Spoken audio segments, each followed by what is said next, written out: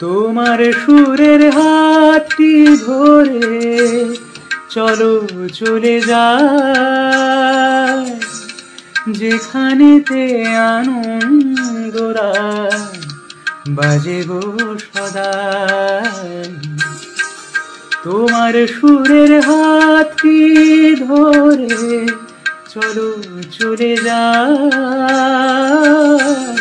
যেখানেতে আনন্দরা বাজে গো সদাই।